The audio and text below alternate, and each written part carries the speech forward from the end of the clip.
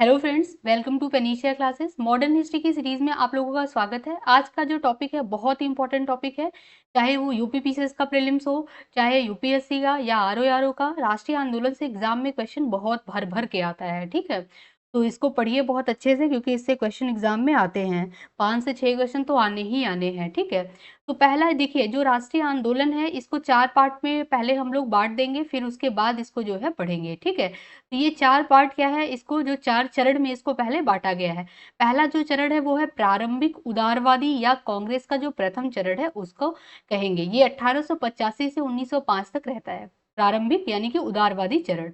फिर उसके बाद उग्र राष्ट्रवाद आता है, यानी कि अतिवादी उग्रवादियों का आता है चरण 1905 से 1919 तक। तीसरा जो आता है वो आता है भारतीय राष्ट्रवाद का युग आता है 1919 से 1939 तक, ठीक है। फिर उसके बाद स्वतंत्रता की ओर जब हम आते हैं, लास्ट ईयर रहता है ये 1939 से 1947 तक, ठीक है। और 1905 से लेकर के 1947 के युग को गांधी युग के नाम से भी जाना जाता है, इसको भी आप लोग याद कर लीजिएगा, ठीक है। तो ये चीज है, 4 चरण में बांट करके हम लोग राष्ट्रीय आंदोलन आंदोलन को पढ़ेंगे, क्योंकि बहुत इंपॉर्टेंट है। पहला जो चरण है, मतलब इसमें सारे चरण ही इंपॉर्टेंट है। जो पहला चरण है, चलिए यहाँ से स्टार्ट करते हैं। तो प्रारंभिक या उदारवादी जो चरण था, कांग्रेस का प्रथम चरण इसको कहा जाता है। ये 1885 से 1905 ईस्वी के बीच में रहता है, ठीक है। अब इससे जो एग्जाम में पहला टाइप का क्वेश्चन बनता है वो ये बन जाता है कि कभी कभी एग्जाम में ये पूछ लेता है कि जो उदारवादी नेता, मतलब इनमें से कौन से उदारवादी चरण के नेता नहीं है। आपको एक नाम ऐसा दे देगा उग्रवादी का, और सारे उदारवादी नेता का नाम दे देगा, ठीक है। तो इनका नाम आप लोग याद कर लीजिए। पहले जो थे उदारवादी चरण के नेता, दादा भाई नौरोजी जी थे, फिरोज शाह मेहता जी, दिनसा वाचा, डब्ल्यू सी बैनर्जी और S N Banerjee, Rashbehari Ghosh, R C Dutt, Badruddin Tyabji, Gokhale, Gopal Krishna Gokhale, P R Naidu, Malaviya ji थे और आनंद चार्लू, ठीक है। तो इतने लोग जो थे ये क्या थे, उदारवादी कांग्रेस के प्रथम चरण के ये लोग नेता थे, ठीक है। नेक्स्ट हम लोग देखते हैं उदारवादियों की नीतियां क्या थी, ये भी हम लोग देख लेते हैं। तो भारतीयों में राष्ट्र प्रेम एवं चेतना जागृत करना, यानी कि भारतीयों में राष्ट्र प्रेम, राष्ट्र के प्रति चेतना जागृत जागृत करना, देशभक्ति जागृत करना, ये उदारवादियों का जो है वो नीति था। दूसरा था भारतीय उद्योगों को बढ़ावा देना और स्वदेशी, मतलब जो भारतीय उद्योग है उसके बढ़ावा देने हेतु स्वदेशी प्रयोग करना। विदेशी वस्तु का ये लोग बहिष्कार करते थे, ये चीज इंपॉर्टेंट है। ब्रिटिश जनमत एवं ब्रिटिश भारत का भारतीयों के पक्ष में सुधार हेतु प्रेरित किया करना, यानी इनका ये मानना था कि हाँ, ब्रिटिश जो है वो सही है, ब्रिटिश जनमत के प्रति हम लोग मतलब मानते थे ये लोग, भारतीयों में सुधार हो, ब्रिटिश गवर्नमेंट ब्रिटिश ही रहे, ठीक है। तो ये चीज इनका था स्टार्टिंग में। फिर उसके बाद राष्ट्रीय आंदोलन में उदारवादियों का क्या योगदान रहता है, ये भी हम लोग देख लेते हैं, ठीक है। तो ब्रिटिश आर्थिक नीतियों की जो आलोचना किसी ने की, तो राष्ट्रवादी आंदोलन के जो उदारवादी चरण के लोग थे उन्होंने किया। 1861 से 1892 के भारत परिषद अधिनियम में किए गए सुधार उग्रवादी उग्रवादी के दबाव में ही किया गया था।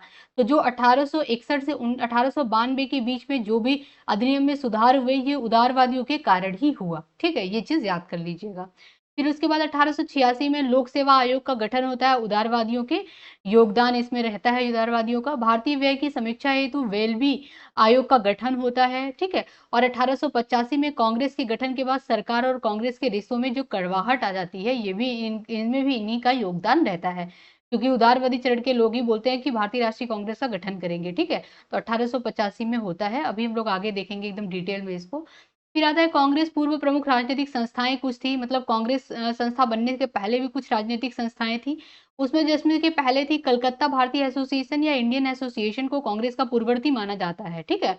तो पूर्ववर्ती मतलब यही जो कलकत्ता भारतीय एसोसिएशन था, यही बाद में चल के कांग्रेस में विभाग मतलब बना, ठीक है। तो ये पूर्ववर्ती माना जाता है उसका। फिर 1851 में जमींदारी एसोसिएशन एवं बंगाल ब्रिटिश इंडिया सोसाइटी का विलय होकर के ब्रिटिश इंडियन एसोसिएशन बना। तो 1851 में जमींदारी एसोसिएशन और बंगाल ब्रिटिश इंडिया सोसाइटी मिलकर के ब्रिटिश इंडियन एसोसिएशन बनता है, ठीक है। ये चीज याद कर लीजिएगा। अब आता है नेक्स्ट 19वीं सदी में राष्ट्रवाद के उदय के कारण, जो राष्ट्रवाद है उनका उदय कैसे हुआ, उसके कारण 19वीं सदी में, ठीक है। तो देखिए 19वीं सदी अगर बोला है तो इसका मतलब पहले आप लोग समझ लीजिए कि 19वीं सदी का मतलब ये होता है कि 1800 से लेकर के 1899 तक, ठीक है, इसको क्या बोलेंगे 19वीं सदी। अगर 20वीं सदी बोलेगा तो कैसे हो जाएगा आपका 1900 से लेके 1999 तक। 21वीं सदी बोलेगा तो कैसे हो जाएगा 2000 से लेकर के 2020 तक, ऐसे है, ठीक है। तो ये चीज़ याद कर लीजिएगा, 2099 तक 21वीं सदी रहेगा, ठीक है। तो अभी क्या चल रहा है, 21वीं सदी चल रहा है, तो इसी से याद कर लीजिएगा, ठीक है।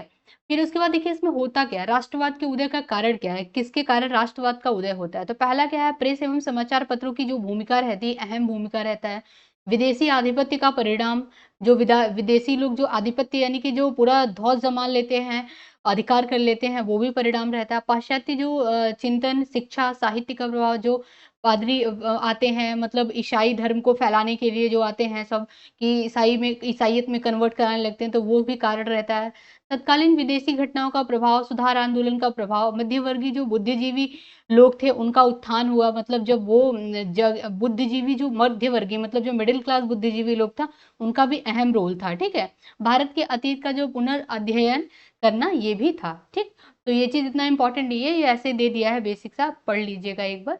कांग्रेस का गठन ये इंपॉर्टेंट हो जाता है कि कांग्रेस का गठन कैसे हुआ, किस कारण से हुआ, किसने किया, कमेटी कैसी थी, ये सब पूछ लेता है एग्जाम में। तो 1884 ईस्वी में एओ ह्यूम रहते हैं, उनके प्रयासों से इंडियन नेशनल यूनियन की स्थापना होती है। इंपॉर्टेंट है, इंडियन नेशनल यूनियन की स्थापना किसने की, ह्यूम ने किया, एओ ह्यूम ने किया, 1884 ईस्वी में किया।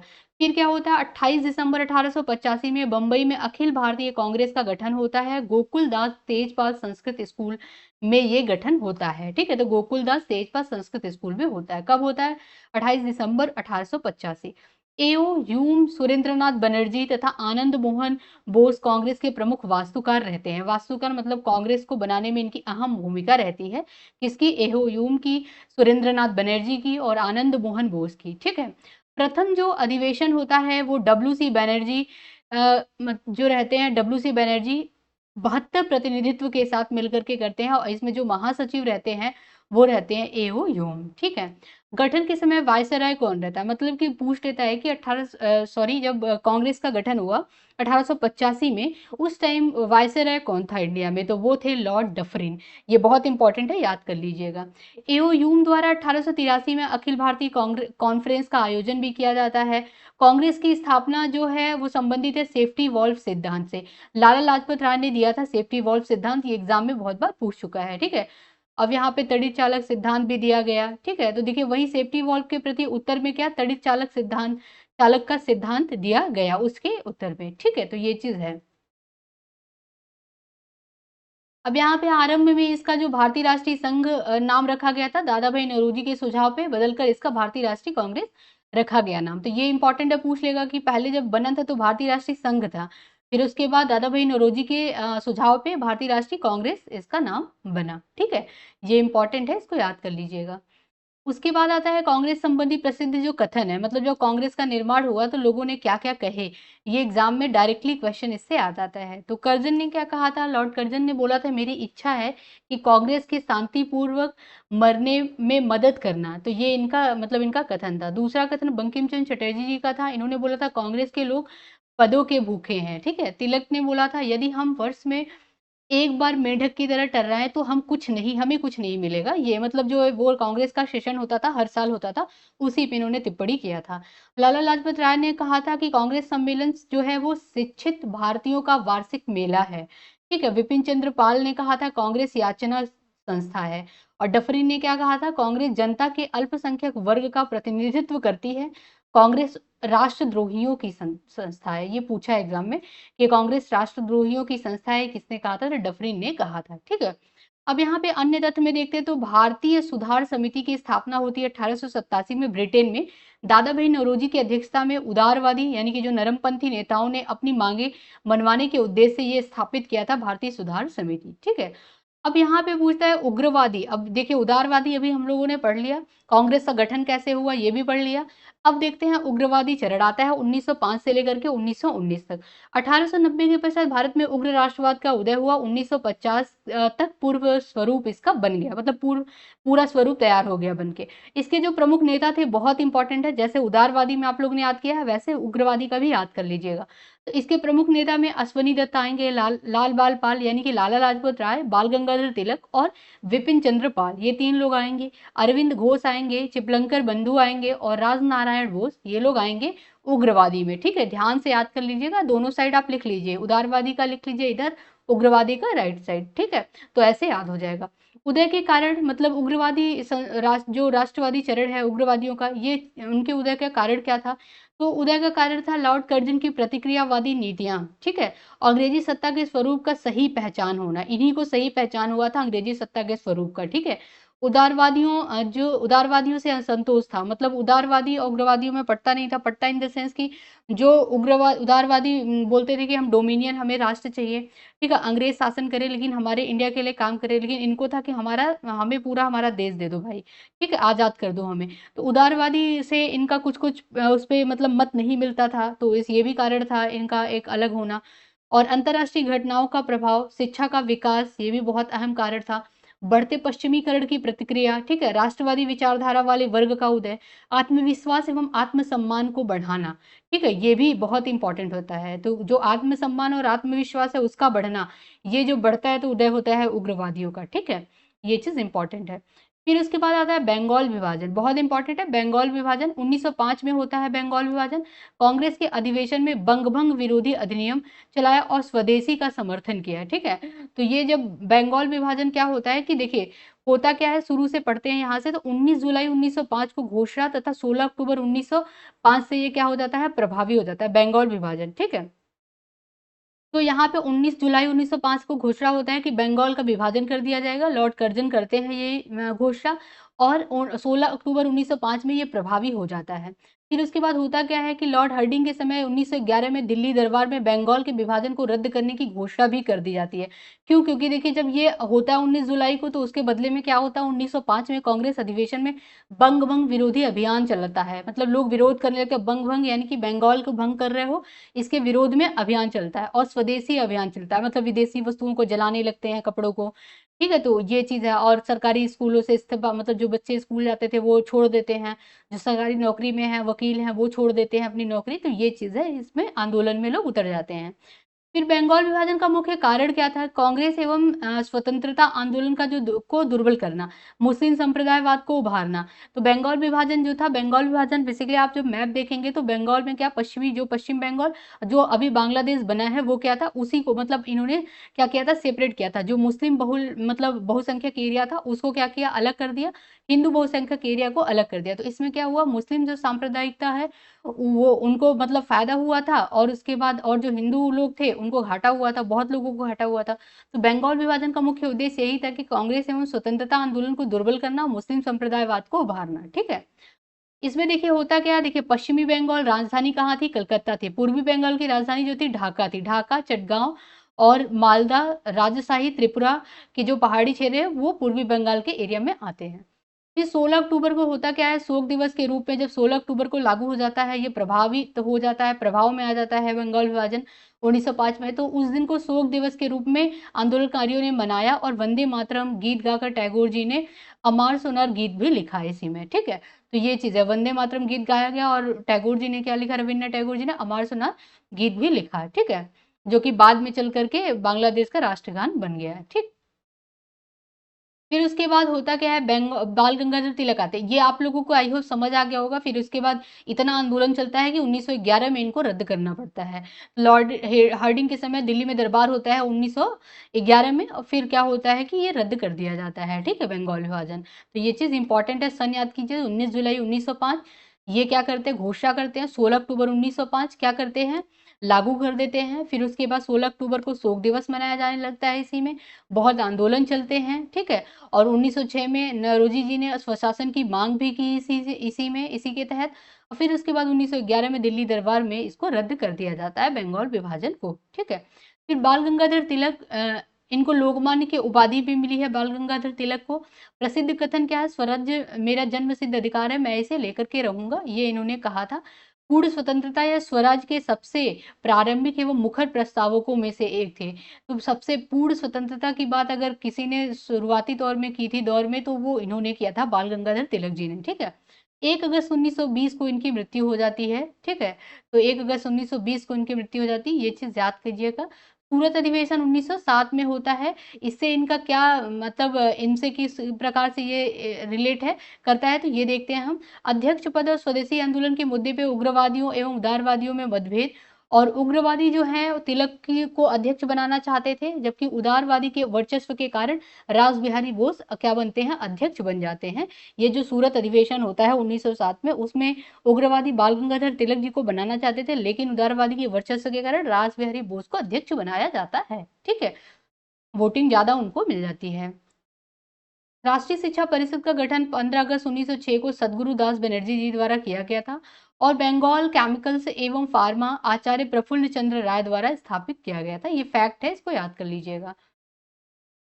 अब यहाँ पे देखिए कुछ कुछ इंपॉर्टेंट फैक्ट है, याद कर लीजिएगा। बाल गंगाधर तिलक जी के बारे में है कि वैलेंटाइन चिरोल जो थे, वैलेंटाइन चिरोल, इन्होंने क्या किया था? इंडियन अर्नेस्ट इनकी बुक थी, उसमें लिखा था तिलक को भारतीय अशांति का जनक कहा था। ठीक है, 1916 में लखनऊ पैक्ट में तिलक और जिन्ना ने हस्ताक्षर किए थे। जो लखनऊ पैक्ट हुआ था उसमें तिलक और जिन्ना ने हस्ताक्षर किए थे। केसरी यानी कि मराठी भाषा में केसरी पत्रिका इन्होंने लिखा था। मराठा अंग्रेजी भाषा में लिखा था इन्होंने समाचार पत्र, किसने? बाल गंगाधर तिलक ने। ठीक है, फिर उसके बाद आते हैं यहाँ पे दक्कन एजुकेशन सोसाइटी की स्थापना 1884 में। इसके संस्थापकों में से ये एक थे। ठीक है, महाराष्ट्र में गणेश चतुर्थी मनाई जाती है, शिवाजी उत्सव मनाई जाती है, इसको इन्होंने ही स्टार्ट करा।